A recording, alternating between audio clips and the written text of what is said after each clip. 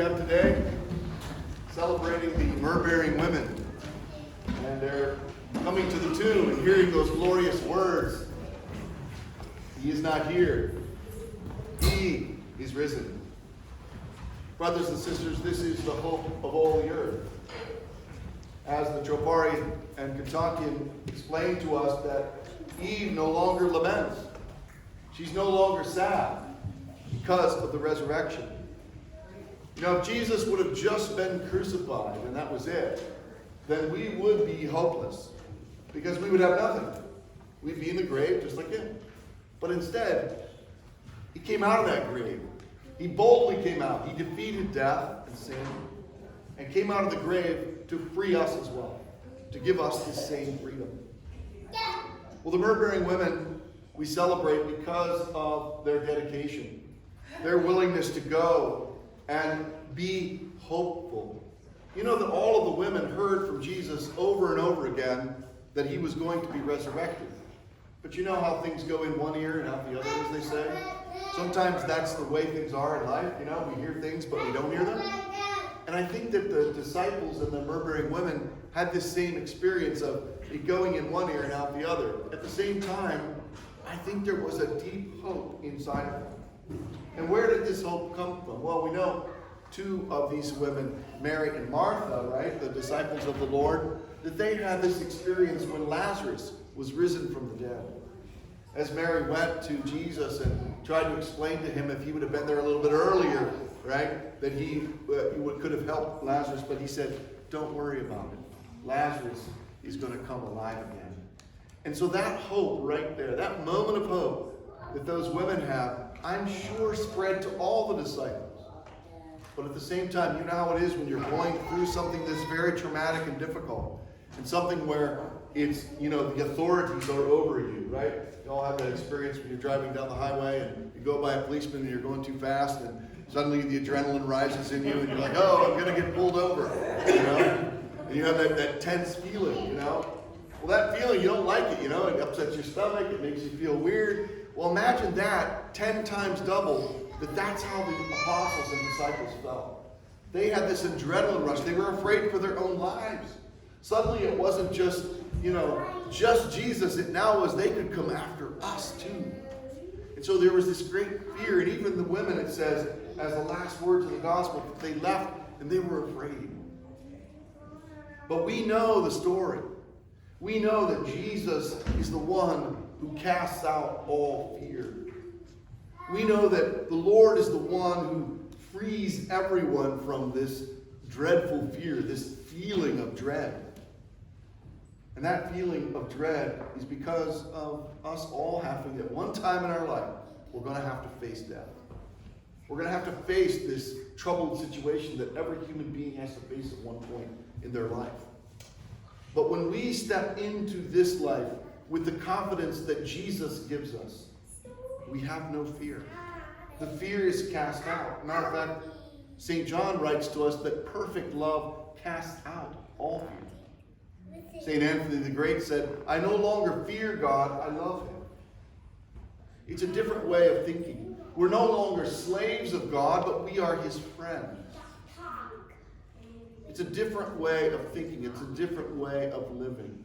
It's a different way of being. So the story also contains this beautiful interchange between the Lord and his mother and St. John, who we celebrate on this day, by the way.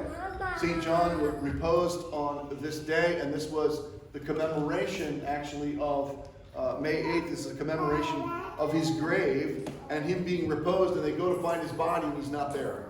A few days after, they went back, and his body was gone.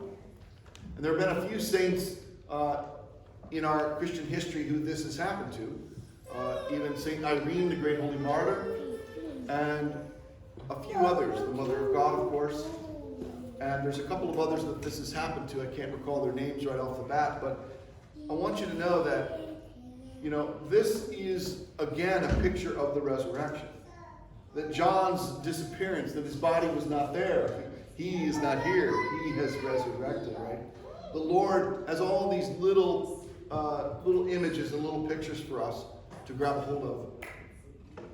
So St. John, this interchange between him and the Lord on the cross. He looks down and says to Mary and to John, he says, "Behold, John, this is now your mother. I'm going to be going. You now are going to take care of my mother." And he had the trusteeship of taking care of the mother of God, which was an important responsibility.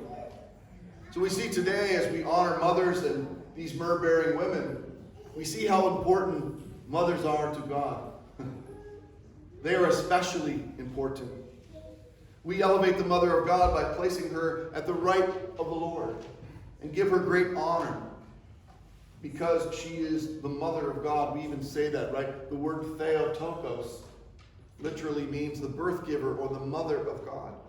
So you hear us interchange those within the service from time to time.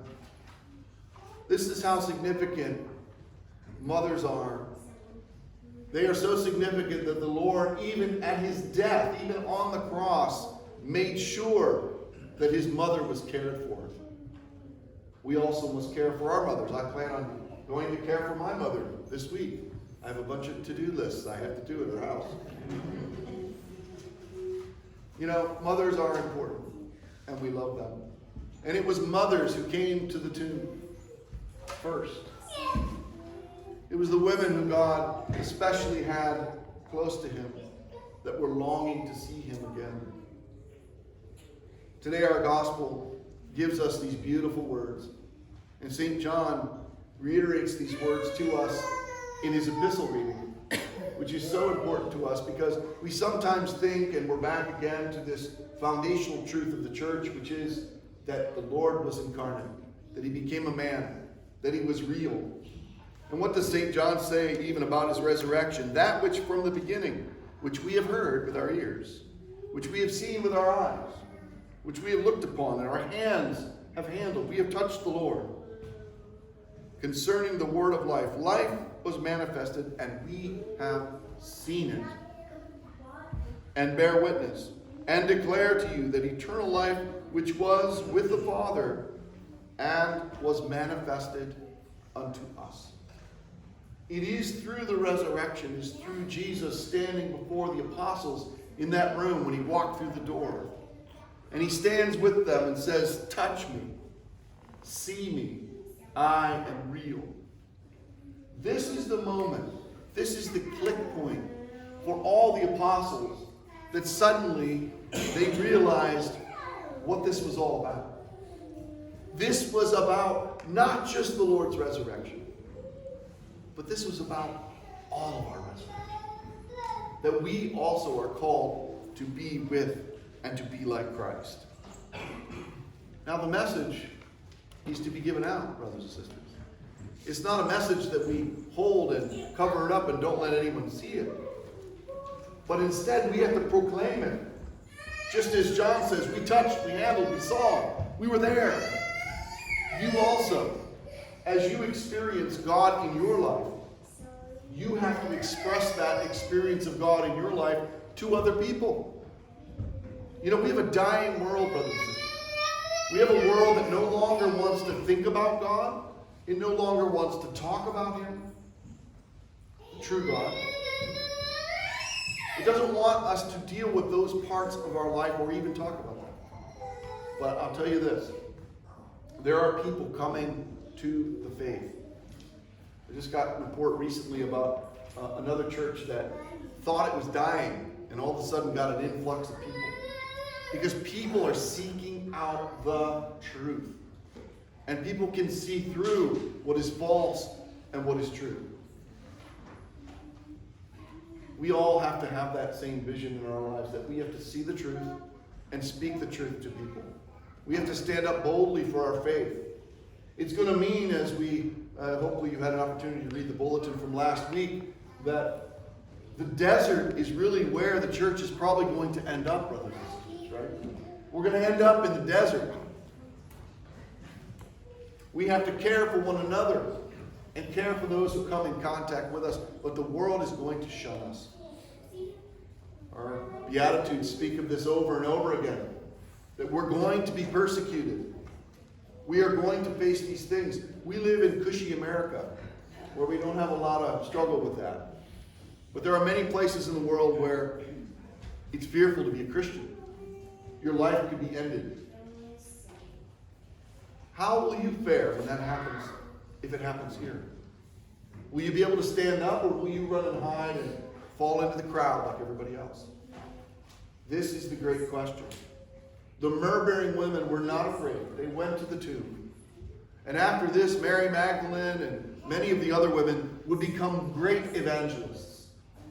Mary Magdalene, it was said, spoke to Nero and explained to him the resurrection by using an egg. Many of the others, Fotini, the woman at the well, went on to be a great evangelist. Brothers and sisters, these are the mothers that we honor today. And we especially honor the Mother of God, because she guided the church. She would, during her ministry, would bless Mount Athos, the place where now we have many holy monks who pray for the world. She blessed that place so that it would continue to be a prayerful place into the future, and it has been for some 2,000 years, miraculously. The Mother of God is also showing herself forth in different ways. There's an icon in Buenos Aires, Argentina, that our friend Steve Anatolik, who travels the world a lot because he's a pilot, was able to go into this church and speak with this priest in this small, simple, humble little church in Buenos Aires. Beautiful cathedral, really. And there was an icon there that the light was lit. And they had security cameras that saw this light suddenly just boom and burst out.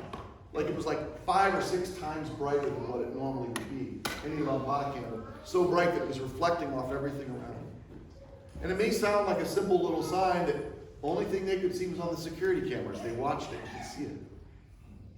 What is God doing? What is He speaking? He's teaching us through His mother. The Mother of God's icon has been miraculous throughout the world. Myrrh streaming. Many of you have seen myrrh streaming icons of the Mother of God. Why is this? Why do these myrrh streaming icons happen? Why do these miraculous events happen? They always happen for one reason. To teach us. To tell us that God is real. That He loves us. That He's concerned for us. And just like the apostles waited in the upper room for Him to return, the Lord is returning for us again, brothers and sisters. We await His second coming.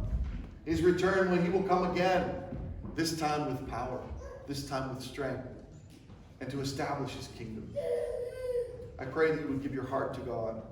I pray that you will lean on Him and listen to Him and trust the Mother of God, because she has great concern for us. Just as your mother cared for you and cares for you, so the Mother of God also cares for us. Pray that your day may be blessed.